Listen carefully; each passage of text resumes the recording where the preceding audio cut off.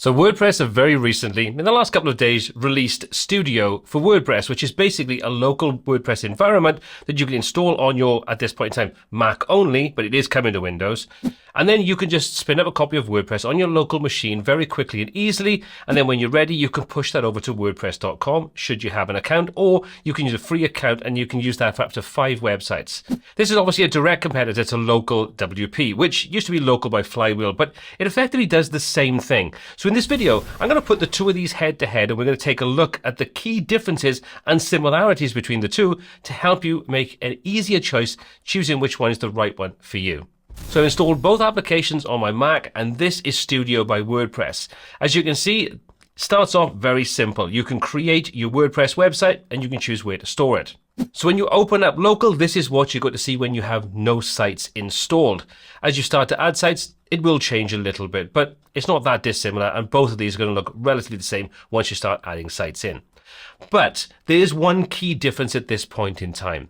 If you use Local, you can use this on Windows, Mac, and on Linux.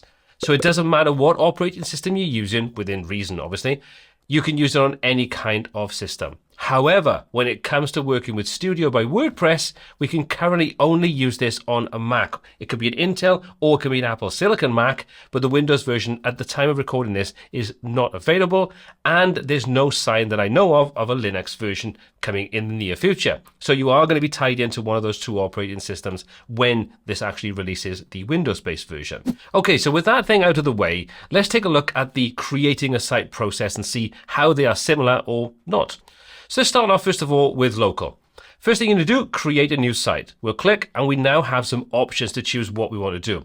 We can create a new site. We can use a blueprint, and a blueprint basically means that we can have a site set up with multiple different plugins installed and themes and everything set up.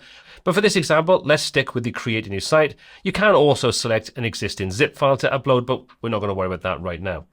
Click on continue. We'll give our site a name. We can open up some advanced options where we can choose the local domain, and we can set up the local path where we want to save this to. We'll leave those set as their defaults and click on continue. We can then choose the setup that we want to use. Do we want to use the preferred, which then outlines exactly what that is underneath, or we can hop into custom and choose the PHP web server and the database versions and types and so on. We'll leave it set to preferred for this one and click continue one more time. Now we can give it a username and a password. Again, we have some advanced options, but basically it's just as, do you want to set this as a multi-site or not? It's not, so we'll just close those down and we'll click add site. That's now going to set the environment up for us. Now, while that's going ahead, let's take a quick look at what it looks like when we use Studio. So into Studio, and you can see we've got a simple wizard again. We'll leave the name here. My WordPress site is fine. We can choose a local path if we want to, or we can let it go to the default path. We'll click on continue. And that basically is it. That's all the options we have. We can't set up any environmental options. So if you want simplicity, then obviously something like this with Studio is a great way of just getting up and running pretty quickly with no effort whatsoever. However, if you want a little more control, then obviously using Local is going to give you that right at the onset. So while we're inside here, let's take a quick look at what's available. So on the left-hand side, this will show us any or all of the sites we have installed. As you can see, we currently have a single site running, which we can stop it if we want to. We can stop all of these. It tells us the name of the site, tells us it's running. We can choose to stop just this instance if we want to. We can click and open up the admin, the site itself, or we can jump straight into any of the sections inside the builder itself. So for example, the site editor, your styles, templates, and so on. You can go into the Finder and you can view any of your files on your local system wherever they're stored. And in this example, you can also use Terminal inside the Mac to access various different functions. If we jump over to the Share option, this allows us to push this site up to a free account on WordPress.com. And we can have up to 5 sites on any one time on that free account, and they will stay for 7 days from the last update. So if you make no changes in 7 days, that will be deleted, but only from the WordPress.com account, and you could always push it back up if you wanted to. However, migrating a site that's on Studio to a different location, maybe your own server, in my testing right now, where I test it with WP Vivid, there's certain functions that are not running as part of this, which means that I couldn't get the site to migrate from my local copy to my own server, which in this example, and I could be wrong, there could be other ways of doing it, and maybe this is something they will bring out, kind of limits what you can do. Yes, you can set things up locally, but if you can't push that to your own servers, it kind of makes it a bit pointless. But maybe, like I say, I'm wrong. If I am wrong, please do let me know in the comment section down below, and I will take a look at adding a note to the video to say, this is how you do it. If we jump into the settings section, this will give you some basic information about the site that you've just created locally and on the WordPress.com if you've pushed it over there. Now, this leads me on to one of the first things that I really do not like about the studio setup.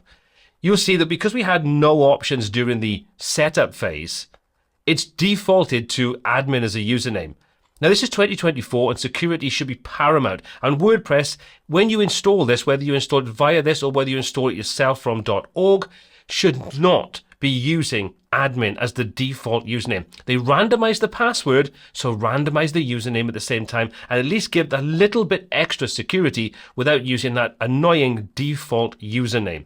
So that's basically what we have here. There's nothing much else we can do. We can add a site, we can stop a site, we can jump straight into any of the different sections. It's very, very simple. Now, let's go and take a look at the difference when we take a look at something like local. So this is our test site set up on local. You can see we've got the same options down the left-hand side, which will show us all or any of the sites we have running. We can stop all of these, tells us the number of sites are running. We can switch between different sites and so on. Then we've got the main bulk of the information about the site we've created. We can jump into our WP admin. We can open the site up. So exactly the same as we saw to log into the admin section or to go to the actual site itself in Studio. Then it gives us some more information underneath. Now, this is where more useful features are here. And again, this is one of those things that you don't need to use it, but if you want to, you're a bit of a developer, you like to tinker, this gives you more options. You can see we've got the Nginx as the server, but you could change it to Apache if you wanted to. You can see it tells us what PHP version is currently running, but again, we could change that to a different version. Great for testing older or newer versions out if you want to just check out what's going to happen with a site you may have running and you make changes to it. You kind of have that access. Now, we can't change the MySQL database because that's kind of locked in at this point. But this is where, again, another one of those features comes in.